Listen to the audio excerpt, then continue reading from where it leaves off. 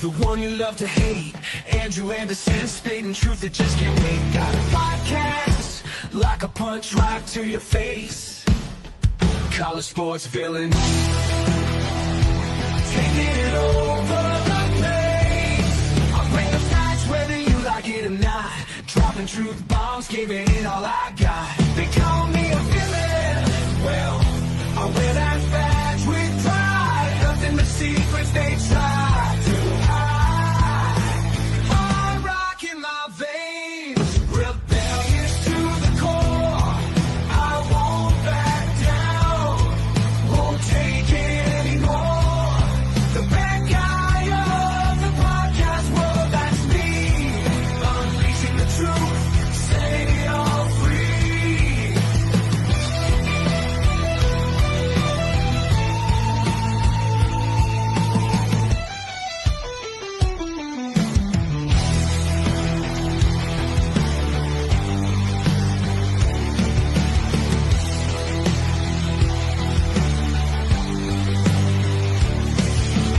Unleashing the truth.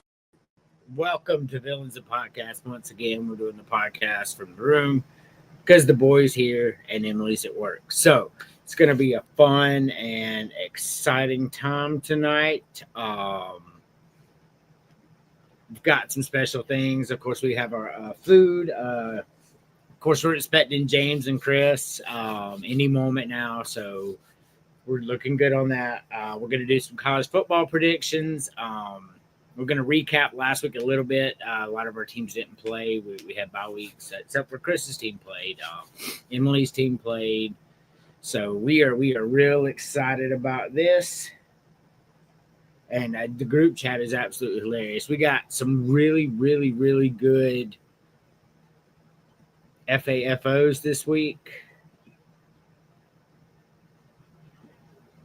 I had one here. Hold on one second. I want to go ahead and introduce y'all to one of the best pages out there. If you like saving money, I seen a post today where she posted like it was a Lego set, like 80% off. It was $6.30. Legos are usually like $30-$40, even for small ones. So you got to check this out on Facebook, Peachy Keen Deals. Check it out.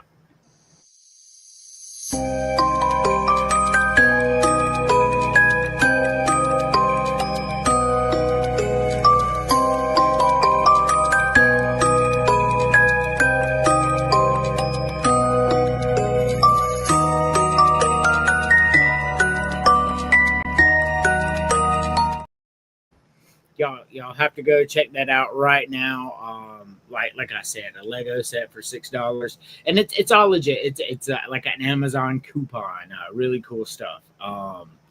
But without further ado,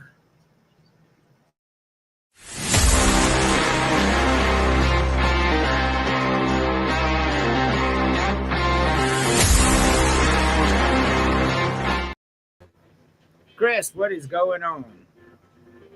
And it is opening day for my Nashville Predators. I got my Preds jersey on. I am ready. Excellent. This of course is preseason. So No, it's regular season opener tonight. I thought regular season opener was next Saturday. No, we're playing tonight. We've got a 1-0 lead on the Blue Jackets in the first. Wow. I was a week behind, so I'm confused. Okay, well, Blackhawks already took a loss this season. So when did open season start? Because we're 0-1. Like, how did I miss that? 2 days ago. Oh, okay. Well, we're currently tied with the Bruins right now, 2-2. Had no idea. Yeah. None whatsoever. She said it's your turn with the boys, sir. Yeah, it is. You had your turn last week, didn't you?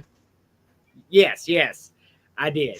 So I made the show like forever ago, like about an hour ago. I pre-make the show or whatever. 3 minutes after I make the show, James puts this comment up. This was way pre-show. You could do that on YouTube, apparently. I had no idea. I do not like this. Okay, yeah.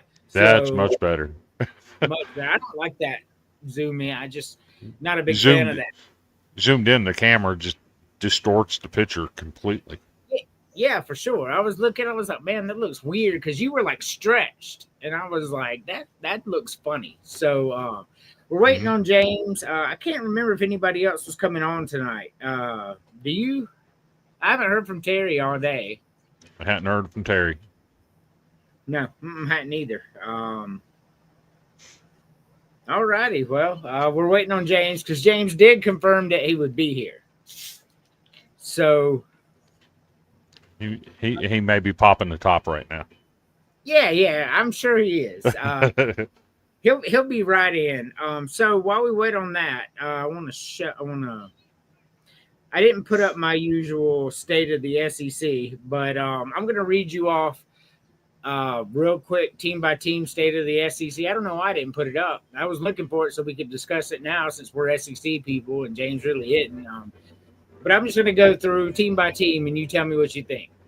hmm All right. For Alabama, Ty Simpson is elite. Like I saw that in that game. Yeah. And I'll even go so far as he's the best quarterback in the country. Him and Beck are the best two quarterbacks in the country. Like I would stake my paycheck on it.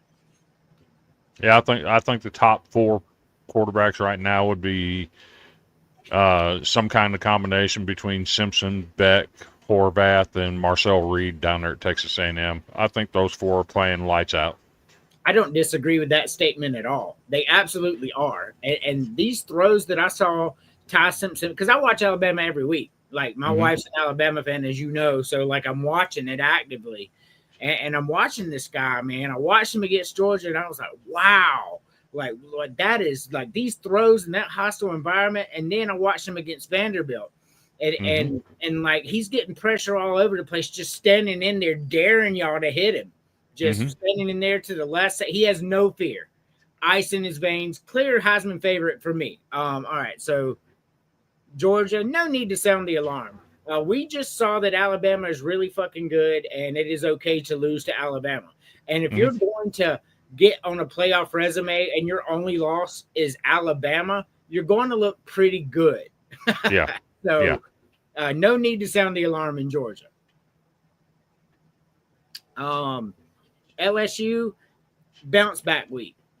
Like they have to beat South Carolina this week. If they mess around and lose this game, Brian Kelly's seat will be hotter than Mac Brown's. And if you're an LSU fan, you have to be concerned because you can't run the ball at all.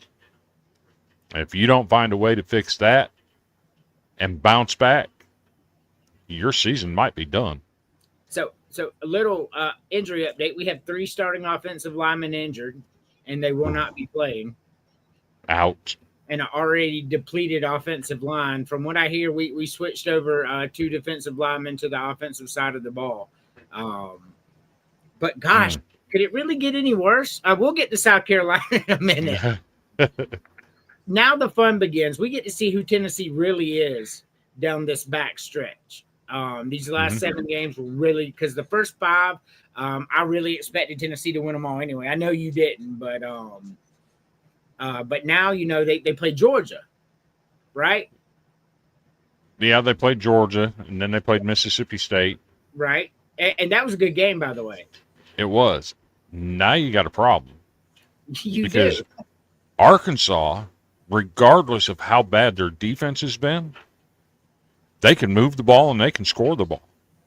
They remind me a lot of Mississippi State last year where you're putting up all the offensive points, but you just can't stop anyone. Well, now Arkansas has fired every defensive coach they had. They fired their head coach, put Bobby Petrino in charge. You don't know what you're getting if you're Tennessee. I have them on upset alert. So, and I meant to do AC's upset of the week. Oh, that's tomorrow. Tomorrow's AC. I couldn't agree more. Bobby Petrino, outside of character flaws in his career or whatever you want to say, like this guy had Arkansas at the upper echelon of the SEC West. And if you're unaware of what the SEC West was back then, I mean, that was Nick Saban, Les Miles, prime LSU, Alabama, and this guy had Arkansas right there with him. This is a dangerous game. Yep, 10-2 regular season with Ryan Mallett and playing. Yep. They were in there.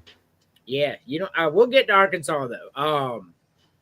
With Kentucky, like, how much is that buyout again? Because things aren't going to get any better. Like, and I know it's hard to spend that money because your athletic director is dumb as fuck and had a huge buyout like that, which makes no sense for Mark Stoops. Like, so he had a couple of 10-win seasons during a couple of down SEC years. You got to be smarter than that as an AD. You just do. Hey, the SEC's down. I'm really stoked we won. Here's a raise, but I'm not, going to give no $70 million back. That's crazy talk. So here's what's crazy about it, right? They would owe him a percentage of what's owed on his contract, and at season's end would be $32 million. But here's the catch. And that's crazy. It's 90% of it is due within 30 days. So they got to pay him $30 million within 30 days of firing him. But that's not all. Then you have your offensive coordinator and defensive coordinator all told to fire Mark Stoops and the Kentucky staff over $100 million.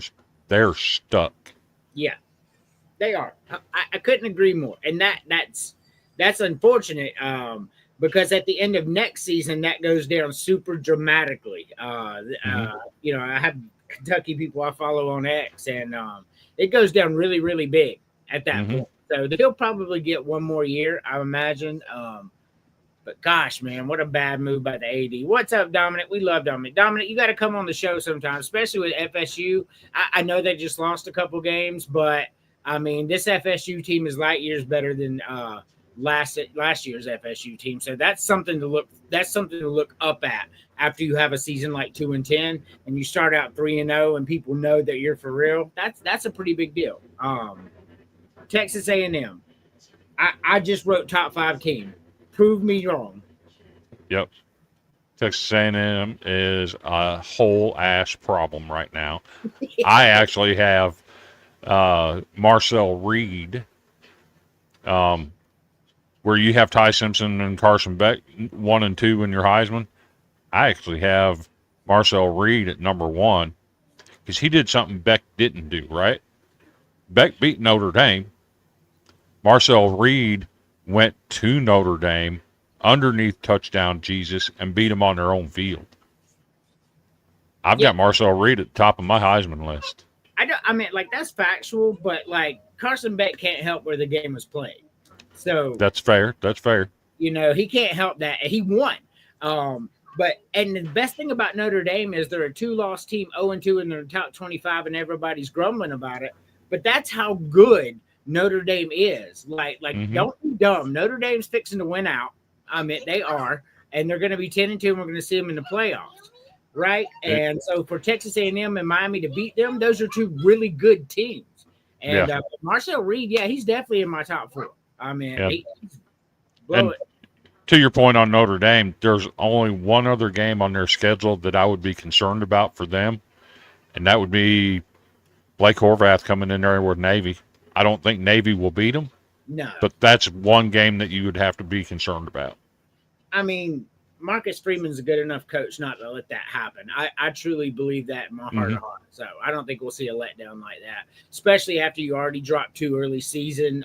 Every game becomes dead-ass serious. There is no looking past opponents anymore.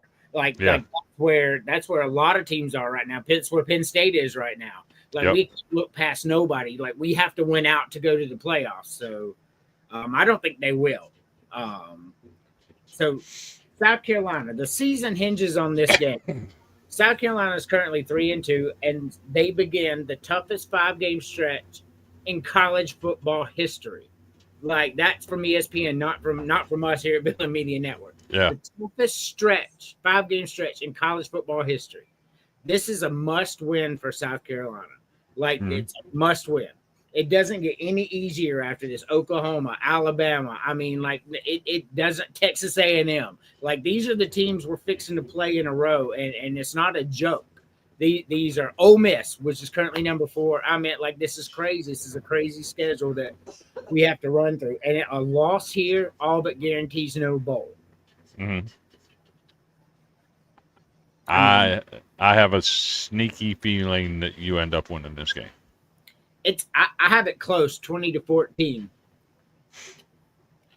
The problem is South Carolina's offensive linemen are out, and that hurts my feelings. But the positive thing is this game started at a 9.5 spread when opening day. Well, you get 9.5 just for being at night in Death Valley. Let's be honest. It's the hardest place to play in the country, and you can't convince me otherwise. You just can't. Right. So not at night anyway. You tell me one place is harder to play than Death Valley at night. There's only 3 schools that have a claim to being the toughest place to play at night. That's LSU, South Carolina, and Virginia Tech. I don't disagree, but LSU's the hardest. Yes, without question.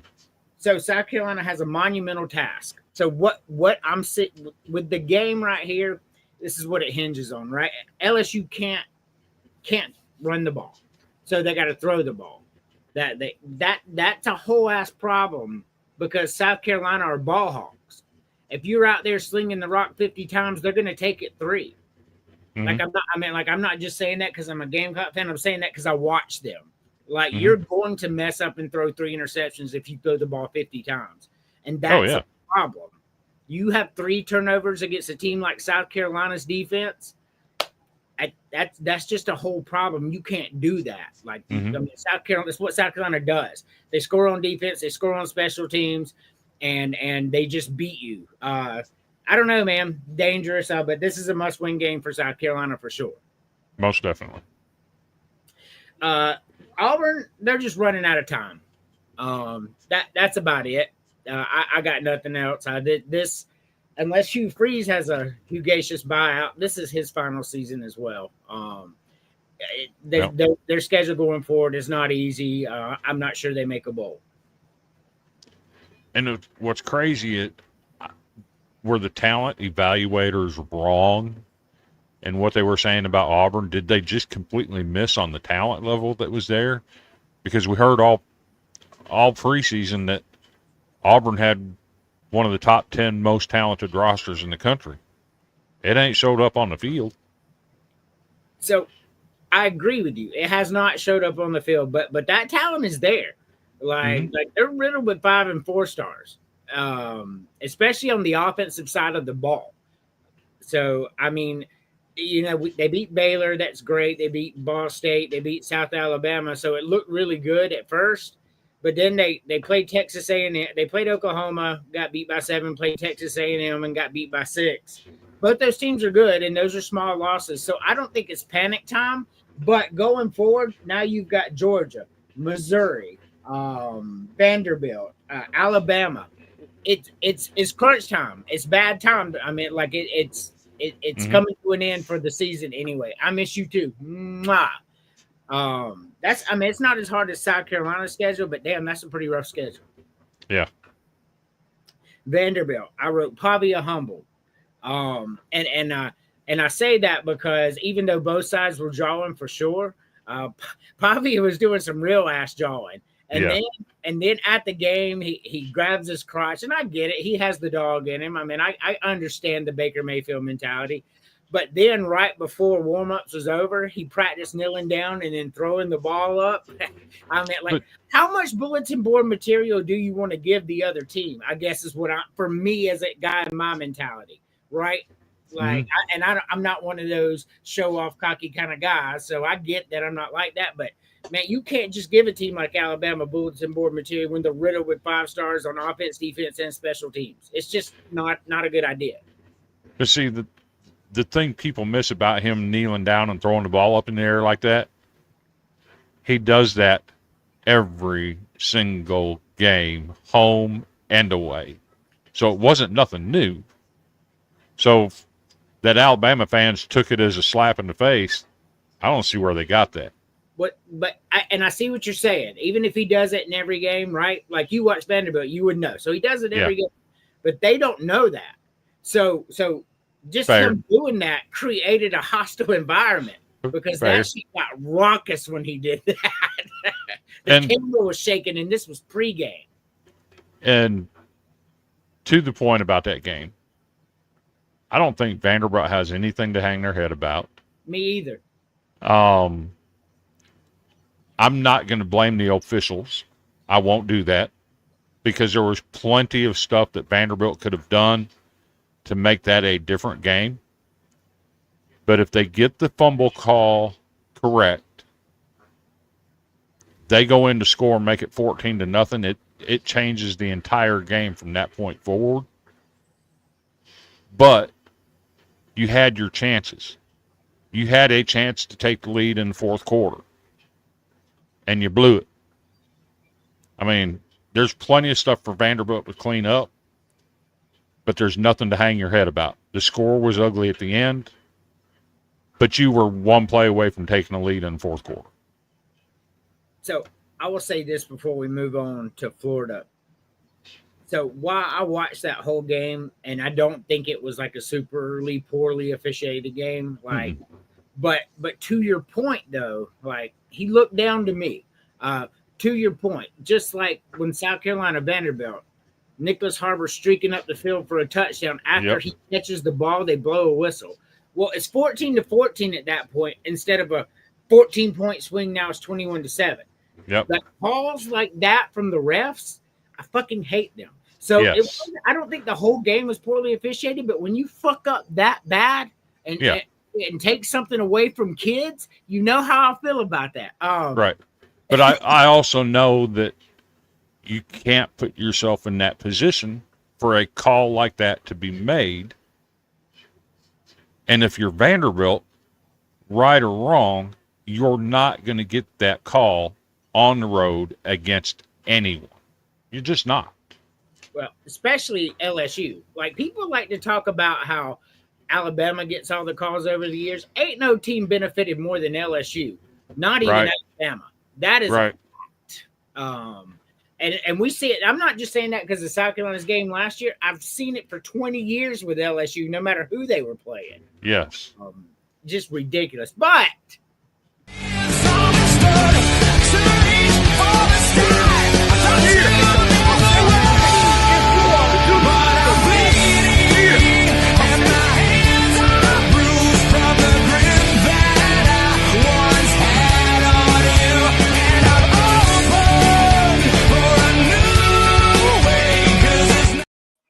James, what is going on, y'all? What is going on? Not too much. We were going through the state of the SEC, but pretty much I'll just finish it up and then we'll move on because now that you're here, I got some topics I want to cover before we go. I also said Florida's never going to get rid of Billy. He wins when he shouldn't and gives you that glimmer of hope. Mississippi State, you don't have to hang your head. You just ran into a better team Saturday. A really, really good team that might be better than anybody else out there. Ole Miss, we're fixing to see how Ole Miss is. I think Ole Miss is pretenders. I really do. Yeah, I can see that. Yeah. Arkansas, man, dangerous with Bobby Petrino. Chris alluded to it before I could get to it, but woo, that's not a good combination to let Bobby Petrino run that program. Missouri, let's see how it goes. It gets real for Missouri this week. So on that point, right, how many times have we argued on this show specifically about competition matters, and I take the opposite road, right? Well, to take your point of view on that, if competition matters, why in the hell is Alabama only a 3-point favorite against Missouri? Missouri's strength of schedule is number 109 in the country. It is ass. If competition matters, do they really deserve the hype that they've gotten? Here's the thing, though. Like, how many large spreads do you see for a team on the road that's a favorite? Like, that's not unusual to see. I do think Alabama's at least 10 points better, to your point. I do. But I think that's how that gauges it. Like going on the road dramatically drops your chances of winning. We've seen that historically. That's just a fact for whatever reason. And but I think it should have been more like 9.5 too. To finish this up, Texas is getting dark in Austin. They're also one of those Penn State tap teams like we talked about earlier. Have to win out now. You can't even look past Sam Houston State if you run into them. Like you have to take that shit serious now. And Oklahoma, it was just weird that they were underdog to Texas. I see, well, now they're favored. They started as underdog. Now they're 1.5 favored. But have you seen Oklahoma's injury report? God damn, man. Like, ain't nobody playing for Oklahoma. There was like on the left side where it's like out and doubtful. There were like 15 names there. It ain't near as bad as Florida's, though. No, it ain't. But no, I saw Florida's too. I think Oklahoma's was worse. Florida had I know Florida had 8 people that were out. Yeah, that's how Oklahoma was. Yeah. And I saw Oklahoma's was, I think 4 were out and 4 were questionable and 4 were doubtful. It's like, God dang. I'm just, we have 3 offensive linemen out. Yay. And our offensive line is so good to begin with. Anyway, we won't get into that. But let's get into our first topic. I think it's just going to be us and I have not heard from JT or Terry today. So, Chris.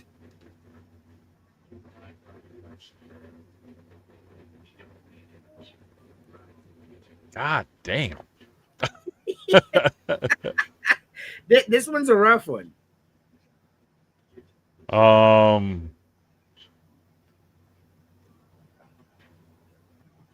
going A2Y hot sauce. So corn tortilla, chorizo, Mexican cheese, and hot sauce. Yep. That's no crazy talk at all. James. So first row, I'll go flour tortilla. Second row, gotta go with the chorizo. You gotta love a good spice and all.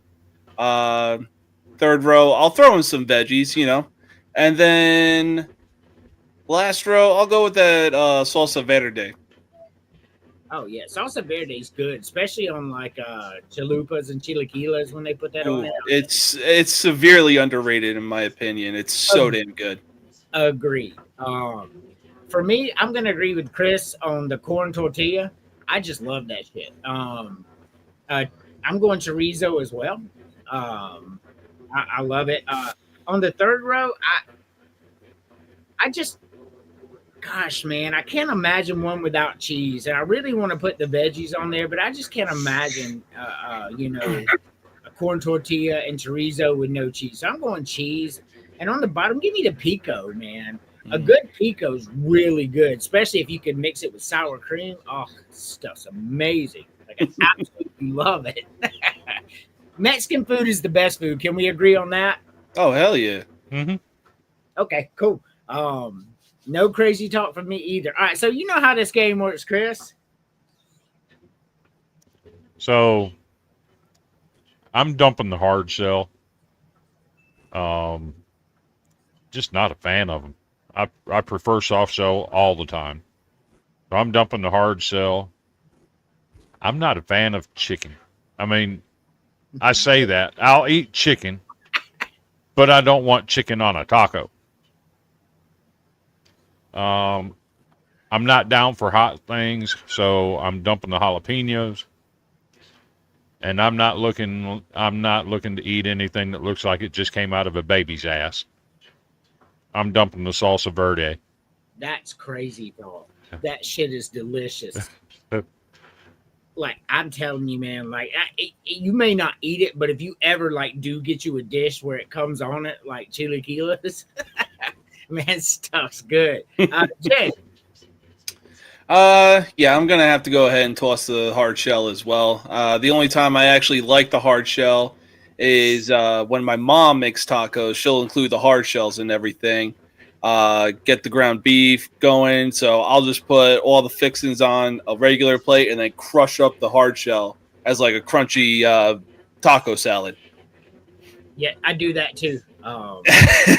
Just go ahead and throw that out there. I love that. That's you add the sour cream too. You get a little crunch. I love it. Hell yeah. So I'll get rid of the hard shell. Second row, I'll probably go with the barbacoa. I've had it a few times before. Maybe it wasn't just the right day that I was having it. Maybe just not a fan of it. But you'd be surprised how good it is when you're starving in the field. Third row, yeah, I'm gonna have to go ahead and get rid of the jalapenos. And as much as I hate saying it, I'll probably get rid of the mango salsa and keep the hot sauce. Okay. No crazy talk there. For me, like y'all's jaws are gonna drop, but the flour tortilla. As much as I love them, a hard shell taco, man, like mom makes, just like you said, that's the first thing popped in my head. And then I'd have one where I'd eat it like that because she would bake the shit in the oven. She wouldn't just take it out of the box and give it to you. Like Same thing as my mom did. In the oven, it gets really good. And then you have one taco salad with a taco beside it. No, man, I can't get rid of that. Flour tortilla's got to go. I agree with you, barbacoa. I've had it, not a fan. It's gonna have to go. The third row was the hardest for me, man. I love jalapenos. I love grilled veggies. But jalapenos are gonna have to go in this scenario because I already got the chorizo. So I got the spice that I need, so I don't really need the jalapenos.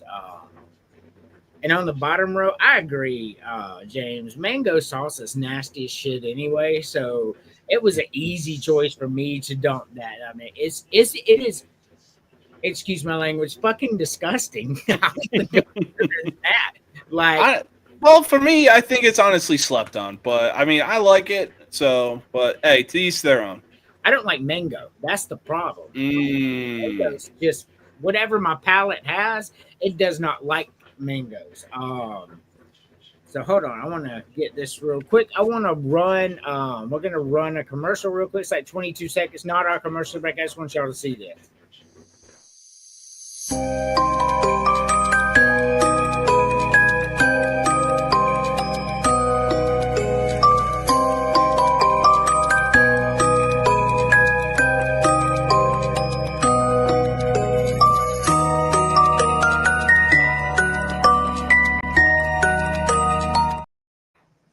So on this Facebook page, Peachy King Deals and Steals, like what she does, she gets Amazon codes and like Walmart and stuff like that, like codes from the company, and she posts them for everybody to see, and till it runs out, I guess, or whatever.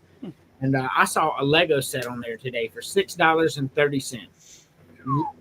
The small Lego sets are like $20. So like these deals are pretty cool. So it's this is not an advertiser. My cousin actually runs this page, Melissa. So, but I just saw that. I'm like, man, wow! Like I'm about to go Christmas shopping on this page. Like I'm dead ass. Man, I got 6 kids. I need to stretch the dime as far as I can stretch it. Hell yeah. But that's how I feel about that. So let's go to the next. Let's do an FAFO. Y'all want to do an FAFO? Sure. Let's do it.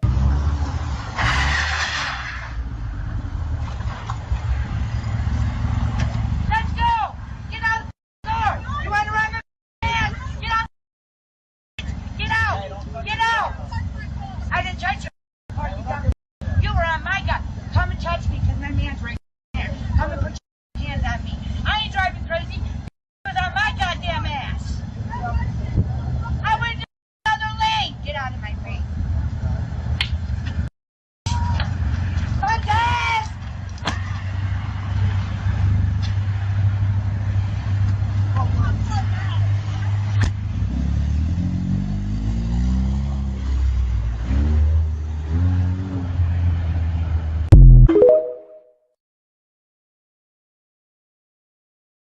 And that, my friends, is why you keep your hands to yourself. Mm-hmm. So Was that guy's name Dirty Sanchez? I have no idea. You get where I'm going with that, right? Yes, I do. So she gets out and yell at the woman behind her. So her boyfriend gets out the car, and she punches him. So then he just like Brock Lesnar suplex her. I mean, this is a lesson to keep your hands to yourself for real. Mhm. Like you have to keep your hands to yourself. I'm trying to remember. Oh, one more lesson about Oh, you told me. humility.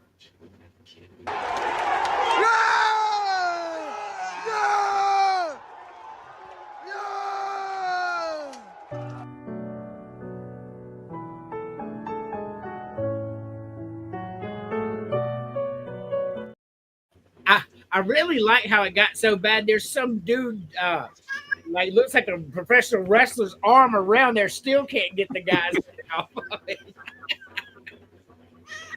Oh my goodness. So I gotta Come on, James. What? It's- She's an attention whore. It's bad enough she brings you a mouse and places it on your lips, but then she's got to rub her butt on the back of your head. Come on, man. She's an attention whore. She's the baby. Man, when I saw that, that was funny. I wasn't sure that was AI, that picture. But it did have somebody like with a blue check mark, and they were telling the story of how the cat really did that. But anyway, it was funny. Like, so a cat brings a mouse to the human sleeping and places it on its mouth.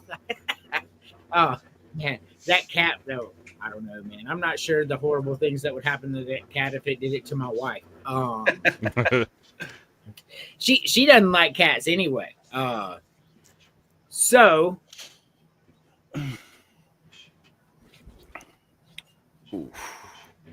I'm gonna make it even harder. We're gonna play this game like we play every other game. One per row.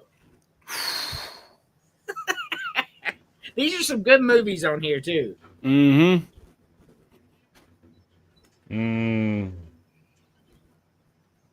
I'm keeping Dirty Dancing. Mm-hmm. I'm keeping The Lost Boys. And what's the other two? RoboCop, and what's that third one down there? The third one on the right, I have no idea, to be completely honest with you, man. So that's Yep. probably the one I'm going to get rid of when we delete one. I was gonna say, for some reason, I don't know why, it looks like Molly Ringwald, and my mind, for some reason, went to Breakfast Club. Yes, it's not Molly Ringwald.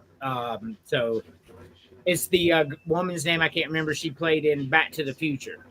Marty McFly's mom in the original one. That's Oh, okay. But yeah, I don't know what it is. That's the one I'm going to eliminate. I'll go ahead and spoil that for you. So I'm keeping Dirty Dancing, Lost Boys, and RoboCop.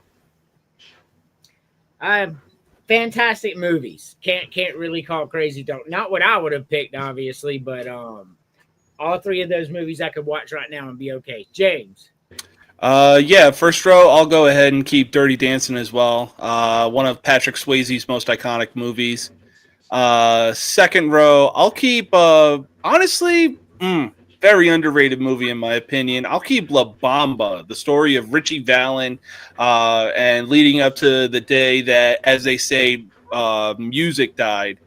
That fantastic movie, especially great acting from Lou Diamond Phillips. And then, yeah, I'll go ahead and keep RoboCop too. All right. So I love La Bamba, man.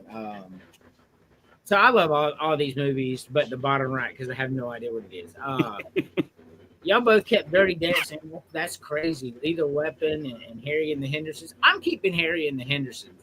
If you've never seen that movie with John, I mean, that shit is hilarious. Like, have y'all seen it? No. Harry and the Hendersons? Yeah, that's a good movie. Oh man, they find Bigfoot. John Lithgow's in it, and they come across Bigfoot and they befriend him, and he becomes part of the.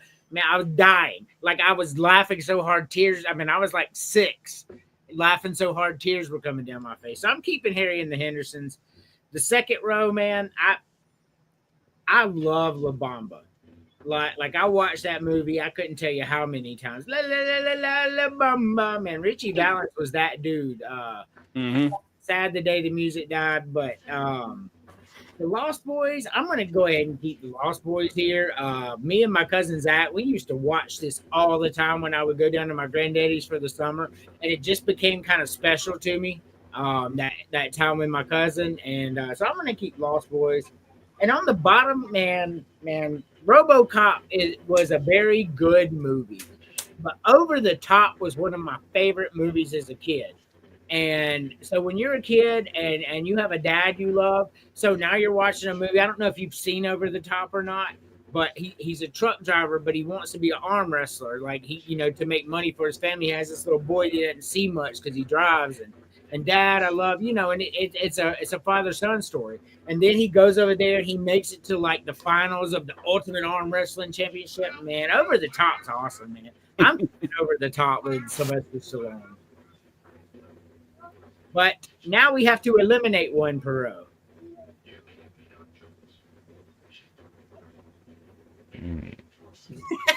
I'm doing some research real quick. I mean, it's personal preference. What research do you need? I'm trying to find out what that third one is on the bottom row.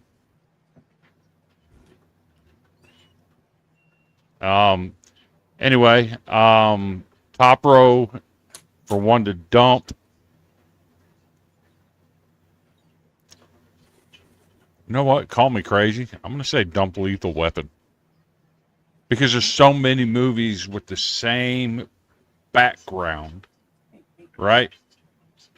So, to me, they're a dime a dozen. That's not to say it's not a good movie. I'm just not going to choose it over these other two. Love La Bamba. Lost Boys is my thing. So, I'm dumping Some kind of Overboard. Yeah, the third movie, Some Kind of Wonderful. That's what it is. Thank you, Dominic. And yeah, I'm going to have to dump Some Kind of Wonderful. I don't even remember it.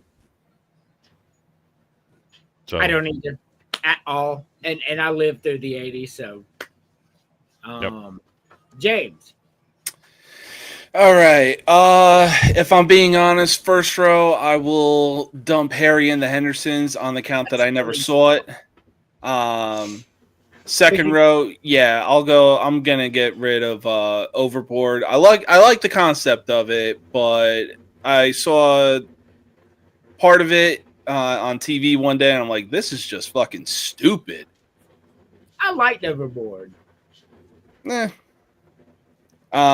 then third row, Some Kind of Wonderful, because I really don't see it matching up to RoboCop or even Over the Top for that matter. Yeah, so I spoiled that one for y'all earlier. Yeah, RoboCop and Over the Top, fantastic movies. I don't even know what this shit is on the bottom right, so it's gonna go for me too.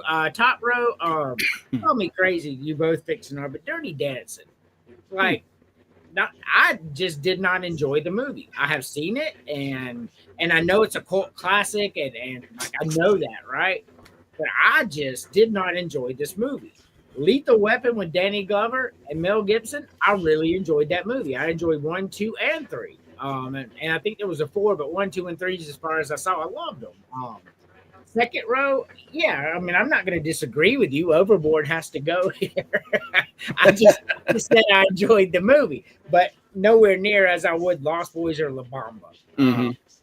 So I like it. That's our entertainment portion. I like doing the entertainment portion, like movies, and then I think next week we're going to do music. Hey, Chris, when does your LOA begin? Tomorrow will be my last day work. My surgery is on Monday. Your surgery's on Monday. Yep. Oh,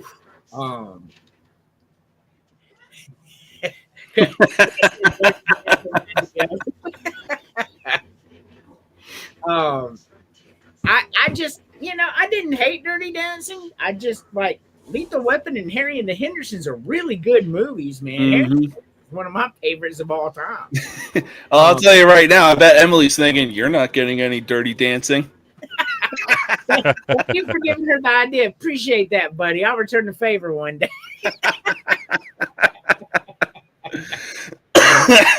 Goodness. All right. So I like this. I like this new format. I talk a little sports, talk a little food, talk a little entertainment. I have a lot of fun with it, and the views are up with it too. So that's really good.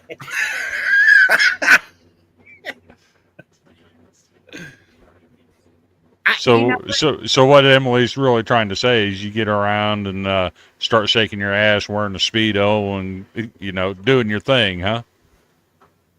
Maybe I didn't get the reference, but I mean, I'll dance for her. It don't bother me. That's my wife. Whatever she requires. That's how I feel about my wife. Whatever it takes is what I will do to make her happy. That much I promise you. So, for entertainment, how about movies with a musical theme behind them? So you talking Yeah, about like musicals. La Bamba? Like La Bamba, Crossroads, things like that. Yeah, not musicals though, because I don't do Okay. that. But Right. like, but mine, yeah, we'll do that because The Doors is one of my favorite movies, man. The Doors is fantastic. Yeah, she does not like Christmas. So I'll be completely honest. I have already started listening to Christmas music on my ride to work and such. This is a fact. I love it. All right. So real quick synopsis. This is my top 10. Obviously, 1 through 5 are on the left side. 5 through 10 are on the right side. Chris, what's right? What's wrong? What would you change?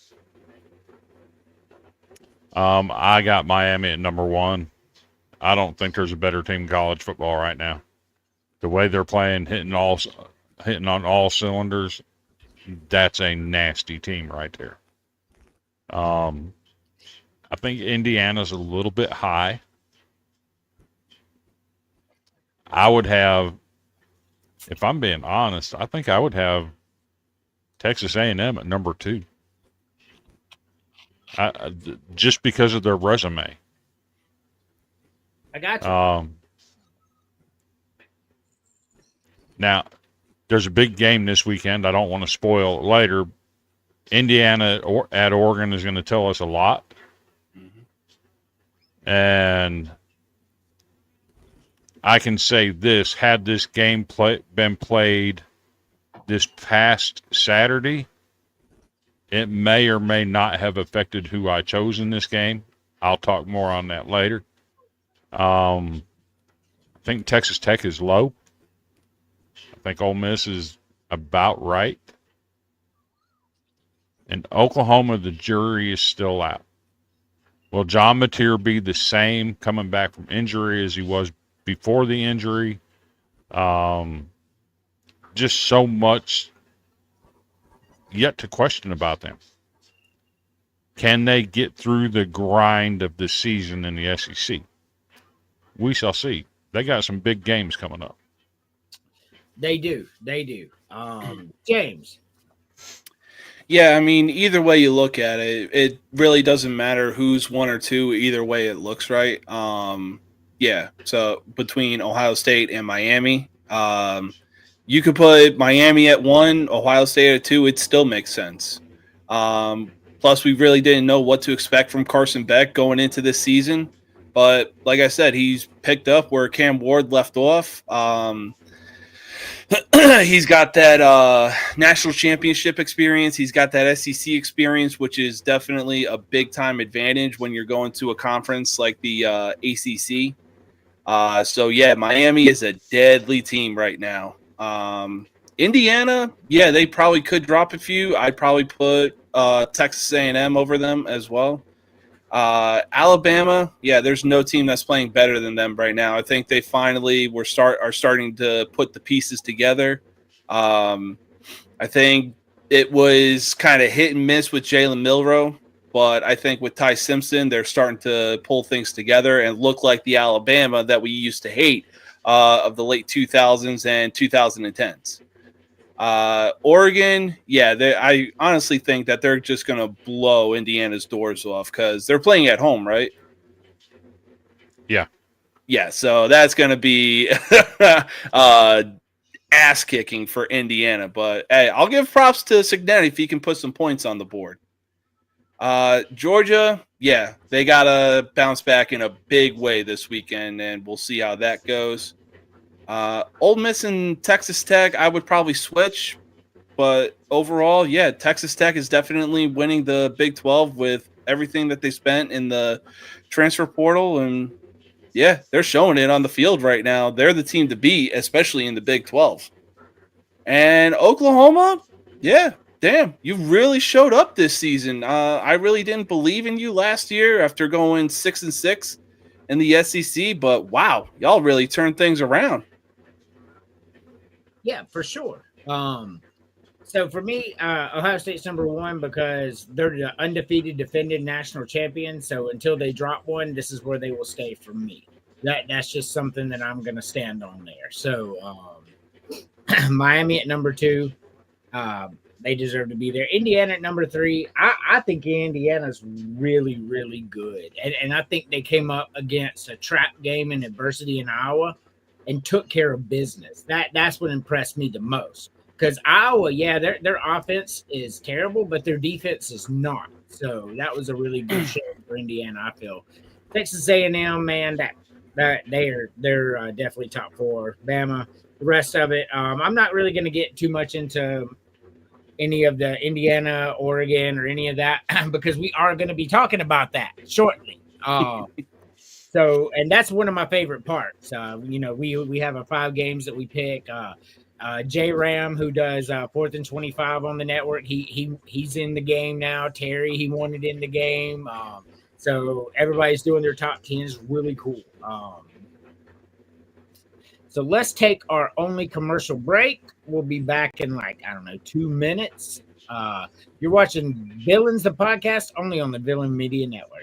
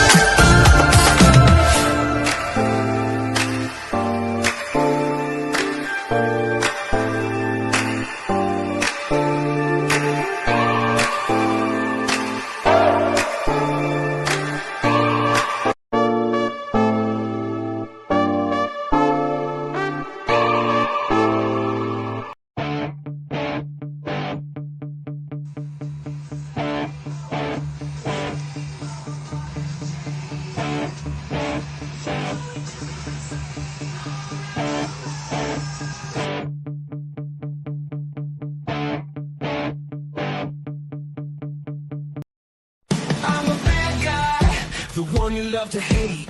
Andrew Anderson, spitting truth that just can't wait. Got a podcast like a punch right to your face. College sports villain, taking it over the place.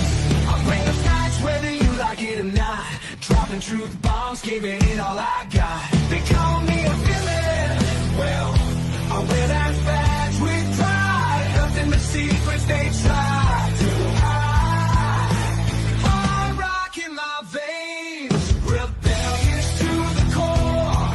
I won't back down, won't take it anymore. The bad guy of the podcast world, that's me. Unleashing the truth, setting it all free.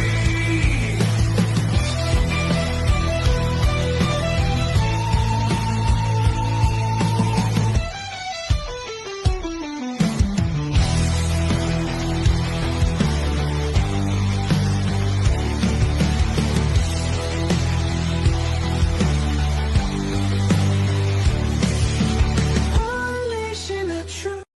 Welcome back to Villains, the podcast. As always, if you want a tattoo, come see Jimbo. If you're in the upstate of South Carolina, I'm telling you, like all of these are his, just handiwork right here.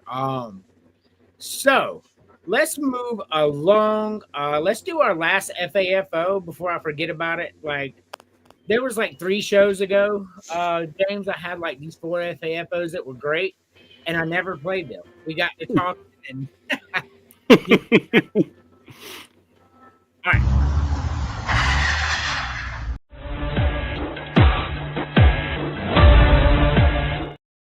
before I put this on there, I want to put a disclaimer.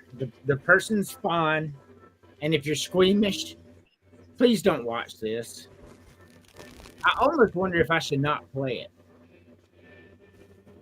I'm gonna get before I play it, Chris, James, I'm gonna send this video to y'all, and y'all let me know if y'all think I should not do it. Yeah, it's a little 45-second video. We'll come back to that. I just thought better of it all of a sudden. I'm like, man, that's kind of vicious. So let's go to this one.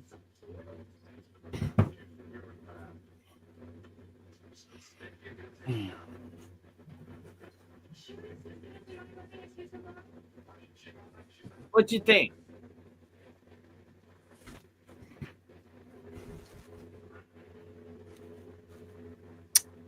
Damn, I mean, the first row and third row are pretty tough to choose from when it comes to wanting to keep one.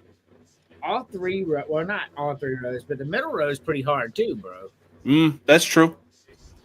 Chris, just so you know, Chris is probably watching the video I sent before he does this graphic, so that's why he hasn't started yet.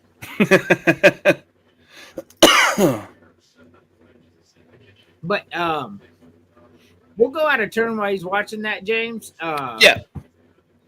Play it. What's that? Play it. Play it? Yeah. Alrighty. The person is all right, by the way, and I don't know how.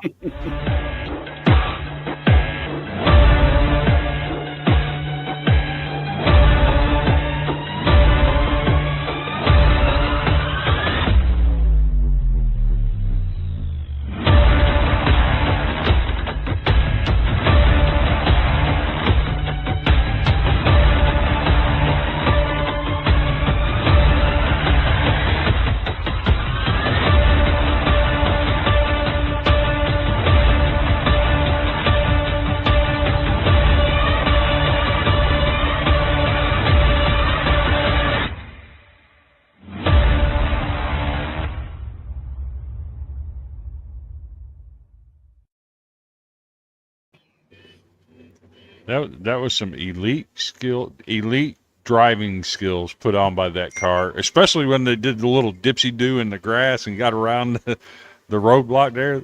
That was a nice little piece of driving until it wasn't. Correct. He was driving well until the train hit him. So even if you're running away, I get it, that adrenaline's going, but you see a van stopped at the train tracks. Something has to click in your mind at that point. Why are they stopped? Mm-hmm. Maybe that's just the way I think, because I think like that when I'm driving. If I'm coming up on someone and I notice they're going really slow, well, I'm going to go really slow too, because they know something I don't, I assume, and I'm just going to go with the flow at that point. To my point, like this could be somebody who drives this road all the time and they've seen deer crossing this exact path. It's like some kind of path, so they slow down. I'm going to heed that warning. Right. Chris, what you got?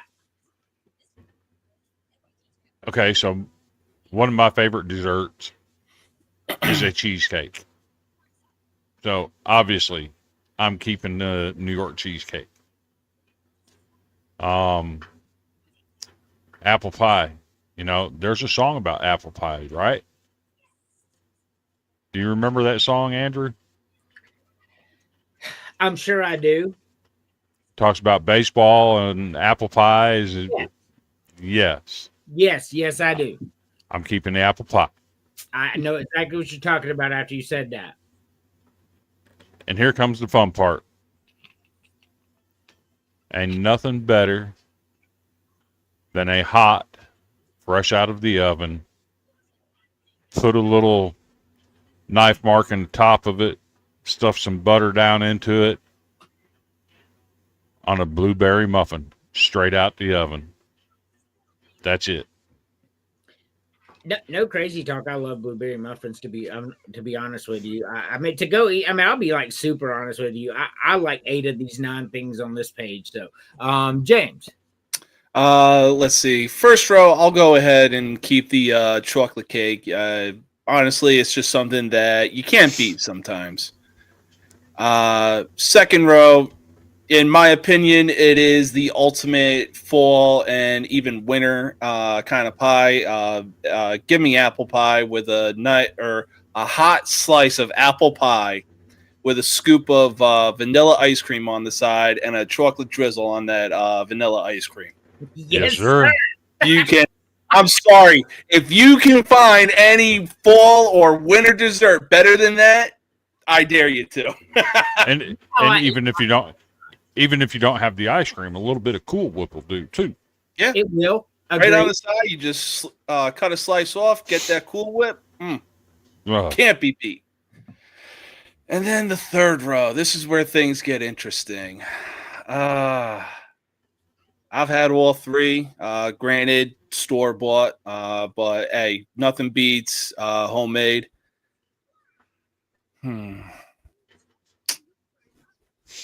Just because we have entered October, I think I will go with another fall classic. Blueberry stands above, but I'm gonna have to go with banana nut on this one. All At least right. you didn't well, say pumpkin spice. Oh God! Gouge my eyes out before I even consider pumpkin spice. you are high, sir. My tastes are fantastic. So look, I also have pumpkin spice Keurig pods because I love it. At one point, my wife had bought me like 12 to 14 boxes in stock, and I think I'm down to 4. So I love pumpkin spice. That's crazy talk. On the first row, chocolate cake. Man, chocolate cake is the best cake. Like you could have put any cake up here next to chocolate cake, and I'm probably choosing chocolate cake, just to be honest with you. So, second row, and this is really hard for me because I really like all three of these pies a lot. But I agree with y'all. Hot apple pie with some vanilla ice cream on top of it. You're not gonna beat that for a dessert. Nope. It's not going to. I make a homemade apple pie. The family loves it. I'm probably gonna make one Saturday night when I get off work. And on the bottom row, blueberry muffins are the best muffins. They're elite tier muffins to me. And I like them hot too, like Chris is talking about. I don't put butter in them, but I do like hot blueberry muffins. And I've even had them with pancake syrup on it, and believe it or not, that's fantastic. I have no idea. I think I was at a restaurant one day and I had a blueberry muffin and some pancakes, and it had got on it, and I tried it. I was like, that is fantastic. But you know how this game goes. I do not like coconut. So, for obvious reason, coconut cake is gone. However, had that said black walnut cake, that would have trumped everything. But it don't. It says coconut. It's gone. Coconut Choosing between blueberry pie and cherry pie. That's a tough one. Yeah, it is. They're all three great. However, I much prefer a blueberry cobbler versus a blueberry pie. So for that reason, I'm choosing to keep the cherry pie and dump the blueberry. I like blueberry cobbler too. Now, getting down here to this bottom row, I'm sorry. I'll eat them, and they're okay. But I'm sorry. Muffins weren't made to be chocolate. I'm keeping the banana nut and dropping the chocolate muffin. I mean, you're entitled to your opinion. Chocolate is made for everything. James. All right, let's see here. So for the first row, I'll cut out the New York cheesesteak. If it was a chocolate cheesecake, I'd probably consider keeping it. and dumping the coconut cake. Man, I might get some crazy talk on this one, but I'll probably eliminate the cherry pie just based off how it looks. Like the little lacing that the apple pie and blueberry pie has going looks like it's going to keep everything nice and snug in there. One slice of that cherry pie looks like it's going to come, everything's going to come falling out. And it's like, well, fuck, now I don't want to eat this because it basically lost everything that goes into it. And let's see, man, as much as I love chocolate muffins, I'm gonna have to dump them as well, because I mean, when it comes, whether it's homemade or even store bought, you can't beat blueberry and banana nut muffins. Okay. I just want to go ahead and throw this out there. I love coconut cake. Like, it's not coconut frosting and all that. It's just the cake itself is coconut, and I love it. It's really good stuff. On the second row, I'm gonna be honest with you, like even if cherry pie had the same topping as the others, cherry is not blueberry, and I love blueberry cobbler too. But blueberry pie is good. It's good stuff. Cherry is just okay. I prefer my cherries covered in chocolate. And so chocolate covered cherries is how I eat my cherries. And on the bottom row, I disagree with y'all completely. Chocolate muffins are fantastic. Banana nut muffins is the weak link in this. I'll eat them. You know what I mean? Like, if I'm hungry, I will eat a banana nut muffin. But it 100% isn't going to be over chocolate for me. I'm a big chocolate guy. I think y'all have known that over these past few years that we've known each other. Chocolate is like my favorite. Oh, when I saw the picture, I knew exactly what you were keeping. There was 0.00 chance, possibly even a negative 10% chance that you were dumping anything chocolate. That is factual. I that's just the way I feel. Chocolate is great. Like, I don't know how some people say they don't like chocolate. I think they're lying. It's like when people tell me they don't like fried chicken. Like, you don't have to lie to me. Like, I don't care, like, fried or not. So, I mean, fried chicken is delicious. But Andrew, we know why you like the chocolate. You're young. You're married. Chocolate's an aphrodisiac. Sometimes you have to schedule some shit. And when you have to schedule it, you go get your piece of chocolate cake or something chocolate, get yourself in the mood, and there you go. So first of all, I'm not young. I am 44. So I meant, like, I know that I'm a lot younger than some people, but nobody at 44 gets to call themselves young anymore. Like, I wake up, like, our bed bros king size, and we have, like, this Ebenezer Scrooge, like, 4-post bed, like, and then sometimes I wake up and my hip hurts, and we have this nice, no, but yeah, I love chocolate, man. Chocolate, and I love anything with my wife as well. So, you know, my wife, she's just great. Y'all know how I feel about my wife. So I do hope that we have something going on with the Halloween theme. So I guess it's 3 weeks from tonight is the night before Halloween. It'll be Thursday. It'll be our show. I hope Chris is back by then. Fingers crossed. Fingers crossed Chris is back, at least podcasting at that point. He won't be in that much pain. That'd be really cool. I'm trying to get a bunch of people on, and it's, we'll have costumes and stuff like that. Chris has a costume he wore a couple years ago. I'd love to see come back, to be honest with you. I still have the blue shirt. I'm just saying, I would love it. So good times. All right. So that was fun. Oh, he was so mad. He was so mad. He was pissed, like super pissed at you. And it was all in good fun too. I mean, like, I'll be completely honest with you. It wasn't distasteful in the least. It's not like you were like burping or putting a rainbow flag behind your head, trying to embarrass him for whatever reason. I mean, I was okay with it personally. Y'all can do that to me, man. If y'all want to come on with a Gamecock hat and t-shirt and crazy talk over and over, yeah, so be it. Ain't gonna hurt my feelings. That'll be Terry does that. Yeah, Terry for sure will do that. Terry is definitely a troll. No doubt about that. I love Terry though. I'm so glad he's a part of this network.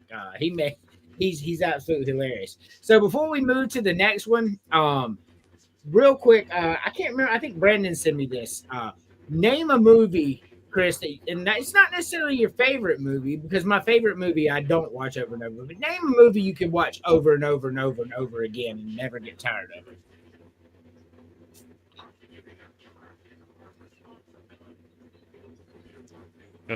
That's actually pretty simple. I don't even have to think hard and long about this.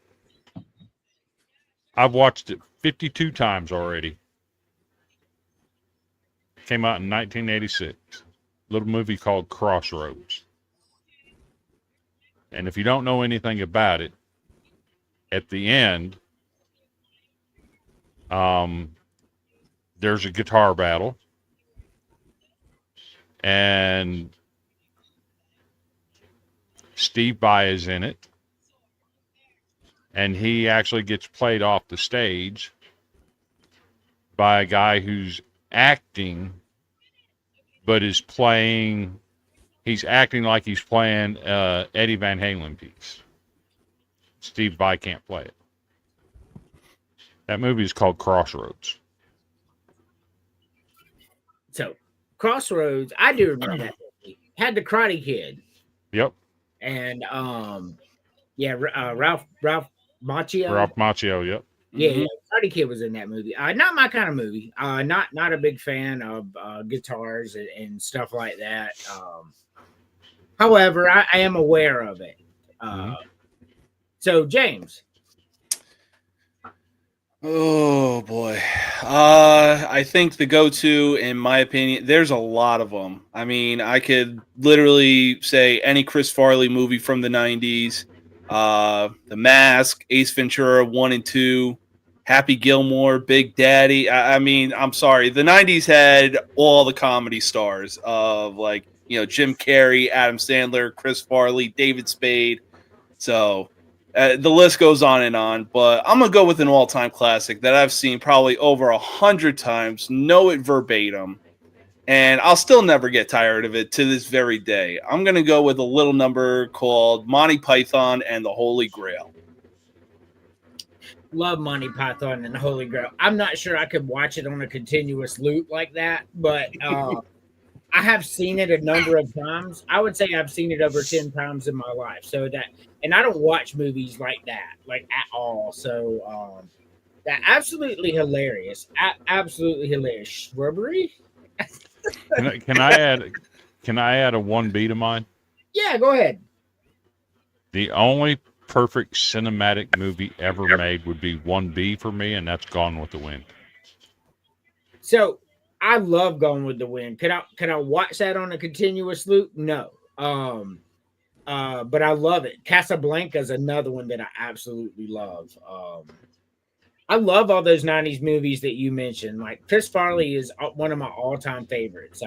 My favorite movie of all time is Spies Like Us. I could watch that over and over, but I really could. I love Spies Like Us. But I think the movie that I could just put on repeat and watch it, and it doesn't get enough love. I mean, the production, the actors, the storytelling, the action scenes.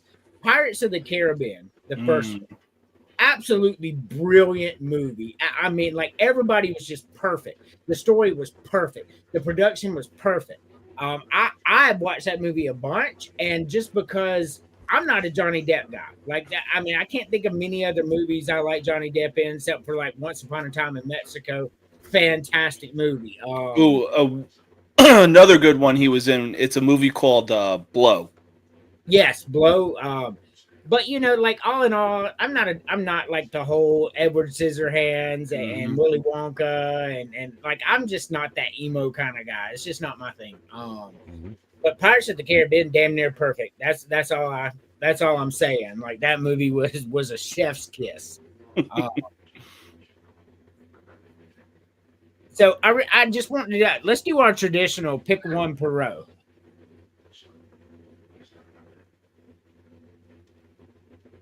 I'm not mistaken. We had this one the other day. Did we already do this one? No, that one. The one we had the other day didn't have the Bolognese and the. Yeah, we ain't had this one. No. It's close to one we had. Well, yeah, I mean, it may have been. There's a lot of food ones out there, but we haven't had this one. Row number one. I'm taking. Well, are we going row by row, or are we just picking Yes. three? Row by row. Okay. Pizza.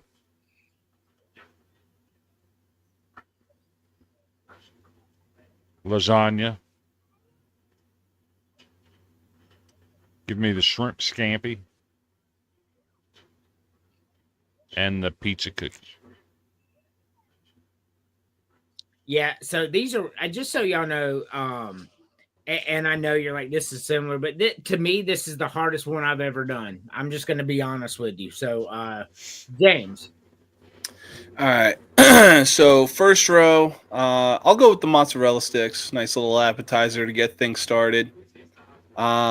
Second row, I've had it for as long as I can remember. I'll go with bolognese. Third row, nice Caesar salad, kind of cleanse the palate, and also a good side dish as well. And then final row, yeah, I'll go with a nice pizza cookie.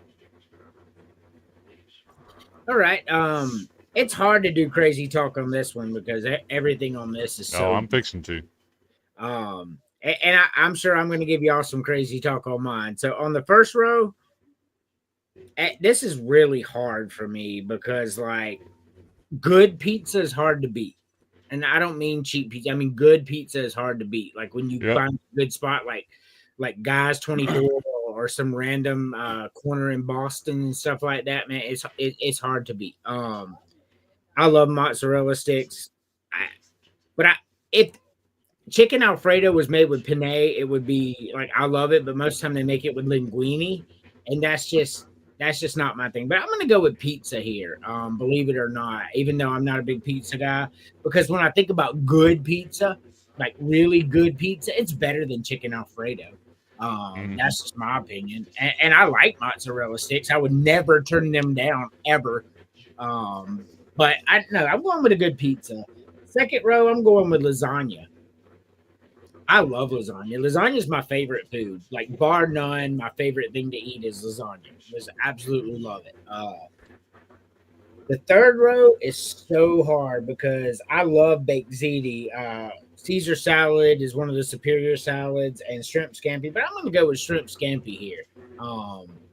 I love anything shrimp and scampi with the hot butter and garlic all over it. Man, it's hard to beat something that's garlic and butter. And on the bottom row, man, as much as I love chocolate, give me the spinach and artichoke dip. It is my favorite appetizer, especially when they serve it with pita bread. Nothing better than spinach and artichoke dip. My absolute favorite appetizer, bar none. Chris. Man, that's crazy talk. Spinach artichoke dip's good. What you talking about? So, to be fair, on the top row, I would not get rid of any of these. I love them all. Me too. Well, yeah. But choosing between mozzarella sticks and chicken Alfredo to get rid of one, I'm keeping the cheese sticks every time. Row two. So I've already picked the lasagna, right? So now I have to figure out which one I'm getting rid of between bolognese and garlic bread. Well, I have the lasagna. I have to have the garlic bread. Bolognese, you're out. I've never been a big salad fan until about the last 6 months. I could live without it. I really could. But over the last 6 months, I've started having a craving for salads. Salads are good, bro. And because of that, I'm going to drop the baked ziti. And on the third row, just because I don't like spinach, and I damn sure don't like artichoke, therefore I'm not going to eat a spinach artichoke dip. Give me the sweet potato fries, throw away the dip. You really have to eat it, not be closed-minded because it says spinach and artichoke. Like it is so good. But to each their own. James. All right. So the first row is pretty simple. I'll go ahead and get rid of the chicken Alfredo. I don't even know what kind of restaurant that serves chicken Alfredo where the sauce is red, because the sauce is whiter than Casper the Friendly Ghost. Yes. Uncultured swine. Second row, I'm gonna get some crazy talk on this one, but I will die on this hill just based off the pictures alone. And anytime you go to an Italian restaurant, 10 times out of motherfucking 10, you are gonna get this on the side with any dish that you get. Second row, I'll get rid of the garlic bread because, again, 10 times out of 10, any Italian place you go to, you're getting garlic bread on the side, no matter what. Third row, I'll eliminate the baked ziti. Keep some seafood in there, keep it nice and fresh. And then final row, I mean, these are all practically Italian, so there's only one of these things is not like the other. So I'll eliminate the sweet potato fries. Okay. For me, even though I was giving you a lot of shit, yeah, that white sauce is vastly inferior to red sauce. Like 100% agree with you on that point. Chicken Alfredo goes on the first row. Second row, I'm keeping the garlic bread. Like I know you may get a side of it, but like I could eat like 26 pieces of that shit, to be honest with you. I love garlic bread. So bolognese has got to go. Third row, we're gonna be simpatico here. The baked ziti got to go. I love baked ziti, but man, Caesar salads are amazing. Like you get a good Caesar salad, man, that stuff is just perfect when they got the Parmesan just right. Yeah. Especially the Parmesan flakes that they got going on in this picture. Yes. Oh, man, that's good stuff. I love Caesar. And the bottom, man, I don't like sweet potato fries anyway. I'm keeping the pizza cookie and the sweet potato fries. It's just one of those times where I don't think I would like it in the first place. I don't think I've ever had it. I like sweet potato pie a little bit, but no. Okay, on your sweet potato pie, let me ask you this. Does it remind you of pumpkin pie? It's somewhat similar, but it's sweeter than pumpkin pie is. It's a sweeter pumpkin pie. It's the same thing, but sweeter in my book. It's definitely sweeter. So we have come to the portion where we are going to make picks. So first game that we're going to pick is Nebraska at Maryland. Chris. I'm taking Maryland. They've been halfway decent this year. I think going on the road to another time zone is going to be hard for Nebraska. I'm not saying they can't do it. I just think going out there, playing a solid team in their own house, I think Maryland might shock them. Alrighty. James. I'm going with Nebraska. I feel like they're really slept on right now. Yeah, they're gonna go to a different time zone, but it's only an hour difference. It's not like USC is coming up to Champaign, Illinois, going through 2 different time zones. But I Right. really think that Nebraska is a sleeper team right now. Maryland's good. Don't get me wrong. I just feel like Nebraska is going to be the better team in this one. All right. I agree. I think Nebraska has finally figured something out. And Maryland, very disappointing to see them lose to Washington at home. Took the ump out of it for me for Maryland. Had Maryland won that game, I would be predicting Maryland to win. But Nebraska is a 6.5 point favorite on the road. That's even more than Alabama is over Missouri, and Vegas is rarely wrong.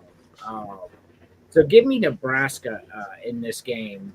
By the way, there's some games going on right now. East Carolina is currently beating Tulane in the third quarter, 13-12. That's a good game. Tulane's not the team we thought they were going to be, but they still should be better than East Carolina. That would be my thinking anyway. So I'm trying to pull this up. So Texas, Oklahoma, Red River rivalry, right? Mm-hmm. So Texas is the home game in this, and Texas is currently favored to win again. It has swung back over from earlier today where Oklahoma was a 1.5 point favorite, and Texas is currently the 1.5 point favorite. So as we know, this is a neutral site game that's played in the Cotton Bowl every year. So Chris, who you got?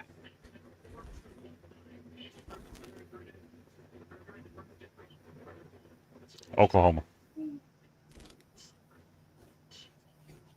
I've been hearing all week that John Mateer is going to play.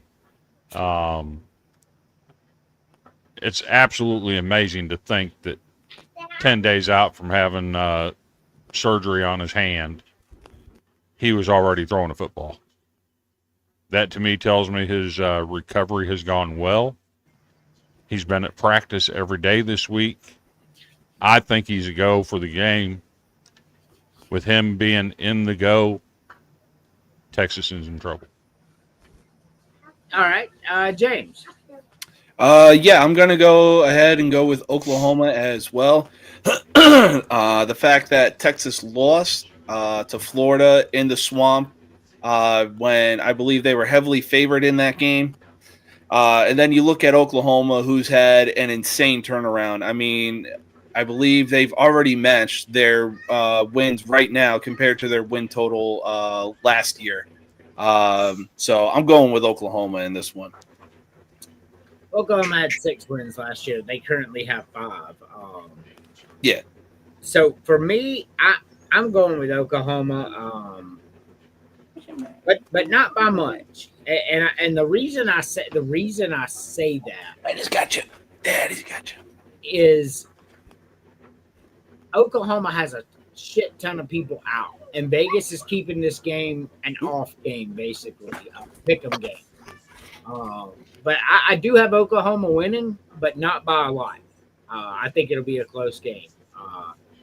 Alabama at Missouri. This is the one I want to talk about. Everybody keeps talking about Missouri's offense and the numbers they're putting up, right? I say not so fast. You've played the number 109 schedule in the nation out of 135 teams. You are number 109. Do you know who's got better schedules than you? MTSU, Navy, Memphis. All these teams that people always say don't deserve a spot because competition matters. Well, guess what? Missouri, you have no competition. With that schedule that you've played, you better be putting up numbers. Their best game to date, and I don't mean any offense by this, Andrew, but it was a severely offensively challenged South Carolina team. And I think it's fair to say that they're offensively challenged. And that team still just about won the game. I think the score was 29-20, right? Correct. A severely offensive challenged team almost beat you in your house. I don't see there's any way that Missouri keeps this close. I think Alabama goes in there and boat races them. Alrighty. James. Yeah, I'm going with Alabama as well. Usually, like 9 times out of 10, when it came to playing Alabama, you always had to bring your A game no matter what. Now, obviously, they've taken a few steps back, but now they're taking a few steps forward this season. So with that said, yeah, Missouri, you're going to have to bring your A game on this one. Alabama really looks like they're starting to piece things together. So I'm going to take Bama in this one. Alrighty. So let's break down South Carolina, Missouri. Missouri had the ball 11 minutes more. South Carolina had -9 yards rushing. South Carolina had no offensive line. The North Sellers was able to put up 302 yards with no offensive line. What's Alabama going to do when Ty Simpson's standing back there for 5 to 8 seconds, chucking the rocket down? This is going to be brutal for Missouri. I mean, like you have to understand the North Sellers with less than 3 seconds threw for 302 yards on you and 2 touchdowns. Alabama's offensive line is as good as it gets. And Ty Simpson, who I think is the best quarterback in the country, is just going to be able to sit back there and pick you apart like the North Sellers did within 3 seconds. No, this game will not be close. Alabama's going to run up the score. And it's crazy to talk to anybody who says different to me. That's how I feel about it. All right. So now, Indiana at Oregon. I mentioned this one earlier. Had this game been last week, this past Saturday, I would have picked Indiana. Yes, I know the numbers. Oregon's like 43-1 at home over the last however many years. I get it. But had it been played Saturday, I think Oregon would have had a letdown game after the big emotional win at Penn State. But that's not the case. They've had a week to marinate on that. Yeah, you better get down. And being that it's at Autzen, which is one of the best home field advantages in all of college football, Please, relax. I think it's a little bit more than Indiana can chew. I'm going to take Oregon, but I think it's less than a 7-point game. All right, James. I'm going to take Oregon as well, but I think the score is definitely going to be a high-scoring game, but mostly for Oregon. Oregon is a very tough team to play, especially in their home environment. So, but like I said, I'll give a ton of credit to Cignetti if he can put some points on the board and somewhat make it a decent type shootout game. Okay.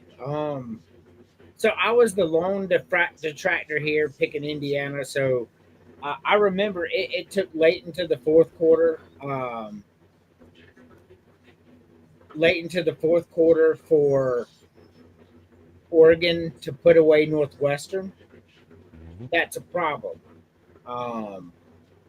So that really bothers me about them. That should have not happened that way.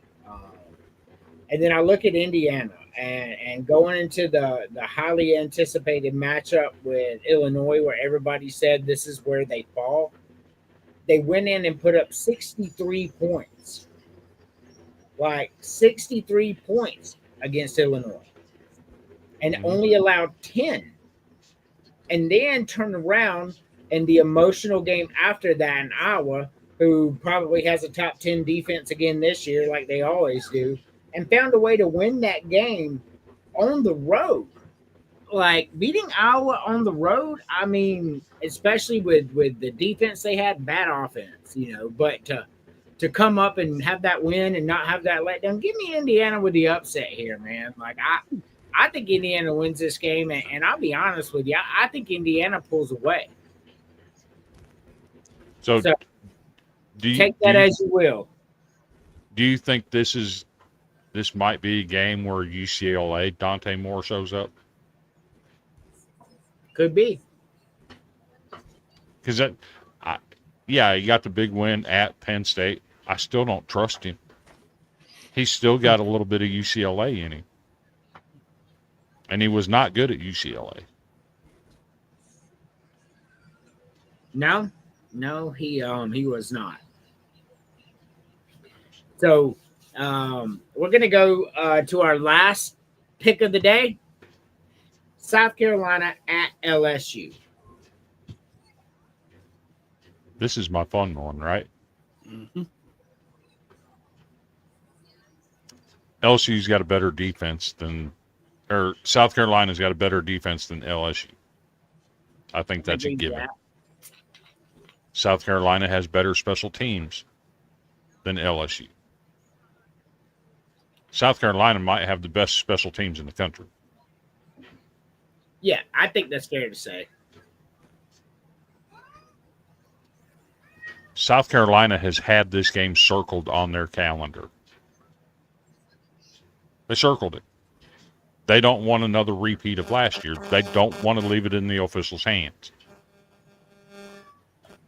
If there's anything we've learned about circle games, they matter. And 9 times out of 10, what we've seen this year is teams that have had games circled come out and absolutely handle business convincingly. LSU cannot run the ball.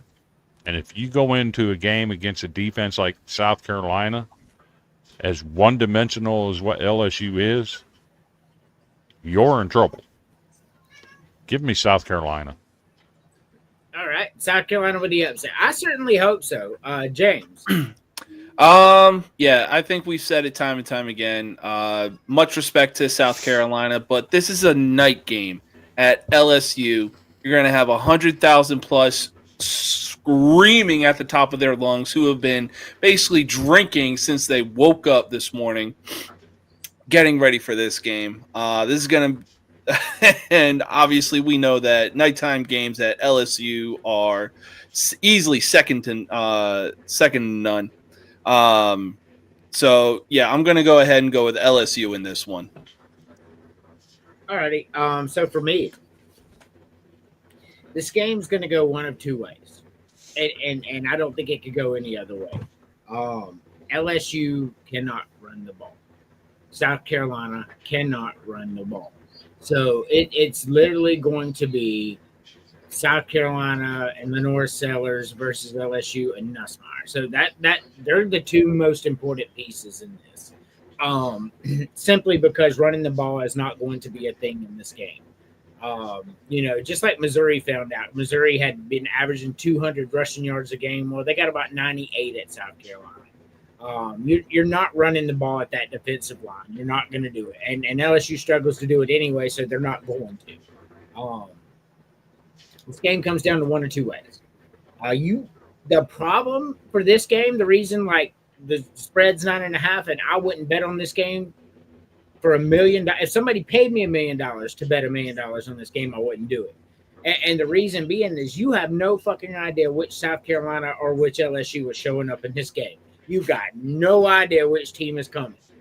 And so many variables, the good South Carolina team, the bad LSU team, flip-flop, and then both good teams show up, both bad teams show up. Those are really your two scenarios here.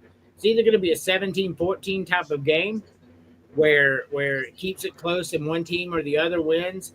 Most likely scenario, South Carolina has lost time of possession, besides the Kentucky game where we actually won it. Every game this year by 11 minutes or more. That's a problem for South Carolina. Most likely outcome in this game, South Carolina, tons of 3-and-outs. LSU just has the ball too many times. Probably looking at a 21-10 type of game. LSU. Interesting. So that's just how I see it going down. Like I've watched South Carolina all year long.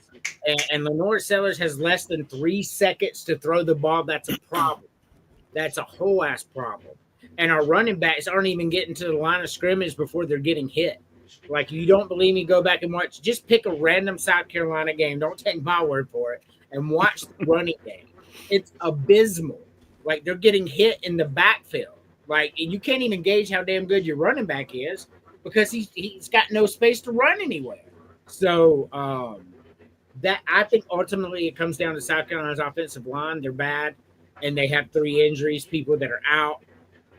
Just can't win that way. Not against LSU's front 4, in my opinion. Give me 21-10 LSU. Okay. All right. So that brings us to our final subject. You Lord, oh Lord, you Lord, for Sunday. You Lord, oh Lord, you Lord, for Sunday. You Lord, oh Lord. All righty. So we have come to final thoughts, man. That was a fun show. I love this new format. Throw in some sport because I can talk sports 24/7. Yeah, I really could. But I get to go on James's show all the time. Tomorrow I close, so I'll probably be on the last 30 minutes if I can, swing that. But I am off next Friday, so I will be on the whole show. I'm on vacation. Hell yeah, dude. So I get to talk sports there. I got to go on Cody and Brandon's show last night because it's LSU South Carolina week. They do like a 35-minute podcast there. But it was a fun time. We got to break down the game pretty much the whole time. They did do a recap of last week, which it was a bummer for a minute. It always is when your team loses, right? It's a bummer week. But it was fun times. I think it's gonna be great. Chris, final thoughts. Final thoughts. So,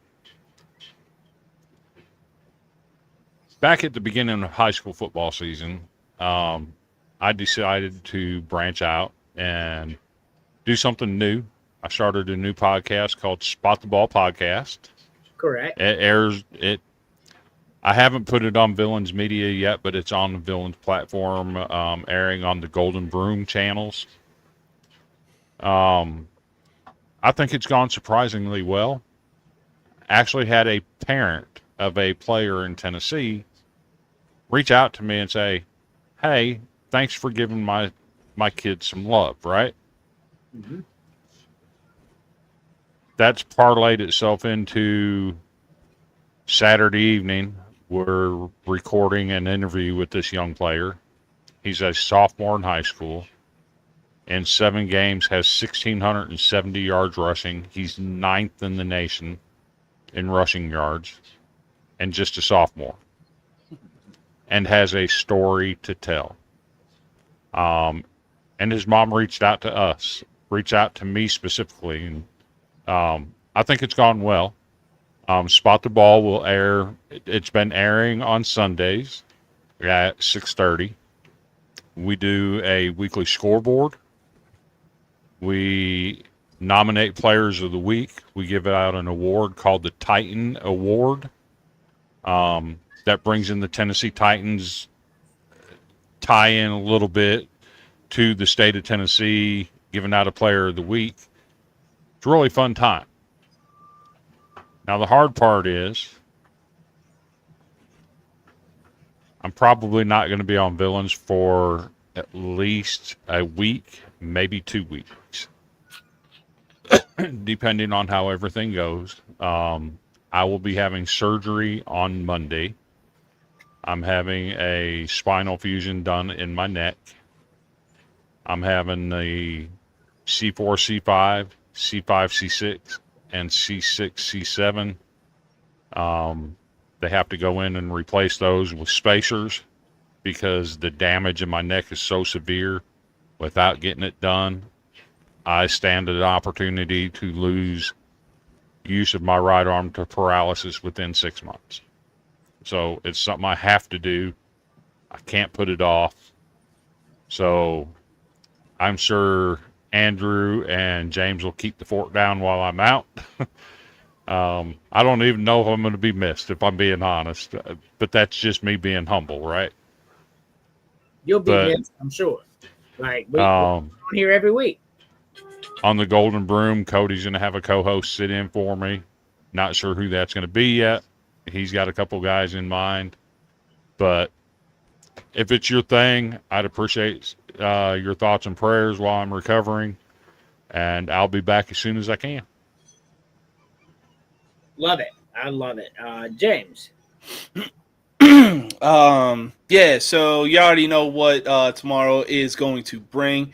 It's going to be the most uncut, unfiltered, and uncensored sports talk show you will find on social media. It's going to be great. It's going to be fun. We're going to be talking college football. We're going to be talking baseball, even hockey, because hockey is back and in full effect, baby. And your Blackhawks are 0-2. No, we're 1-1, good sir. Yeah, you're 1-1. No, we beat the Bruins in overtime. No, you lost in overtime. No, we beat them 4-3 in overtime. Let me look at that again. Nope. No, we lost. Yeah, 4-3. I saw it differently. I thought the Blackhawks won. No, we didn't. I had to give you shit, though, right? That team right there is actually going to do something this season. Well, all I know is the Phillies aren't going to do shit this season because they're going home. Yeah, they're on the verge of going home. But yeah, tomorrow it's going to be great. It's going to be fun. Can't wait to see you there, Andrew. And since it is October, I finally get to say this. Stay spooky, y'all. Oh, yeah, for sure. Once again, I appreciate y'all being in here. I gotta tell you, just pray for Chris.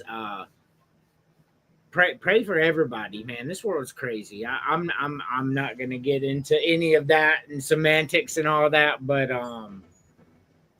gosh, you know, if you're not right with Jesus, now's the time.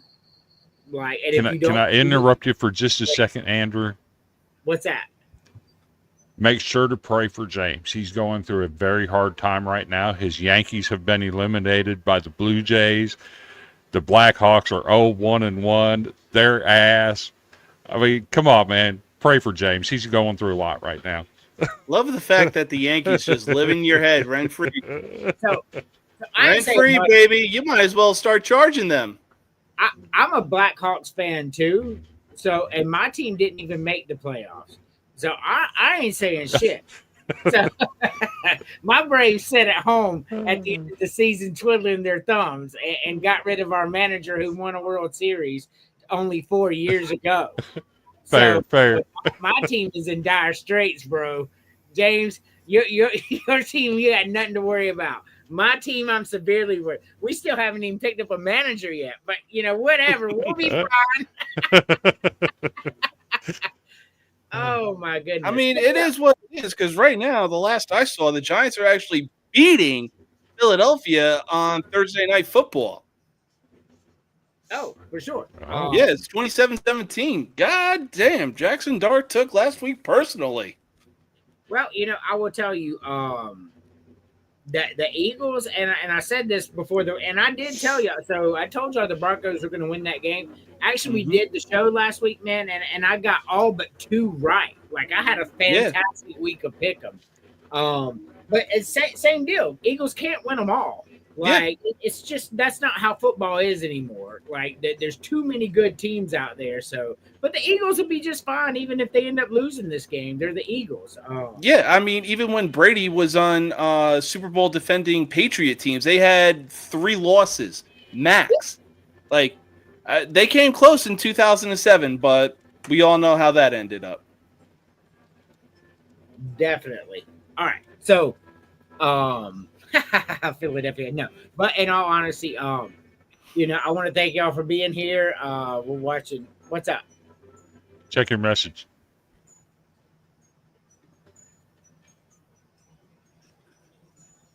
Yes, that is true. Yesterday did start 59 straight days of football, NFL or college. So we are on a 59-day streak of one football or the other. So it's the best time of year. Baseball playoffs are going. Hockey's back. College football and NFL are in full swing. And college basketball, which is one of my favorites, is right around the corner. Go Gamecocks, go Creighton. I don't know, man. I just love it. But thank you for being here. You've watched Villains, the podcast, only on the Villain Media Network. With that being said, Lord and Savior Jesus Christ, now is a good time to get to know him. And as always, Matthew 24:13.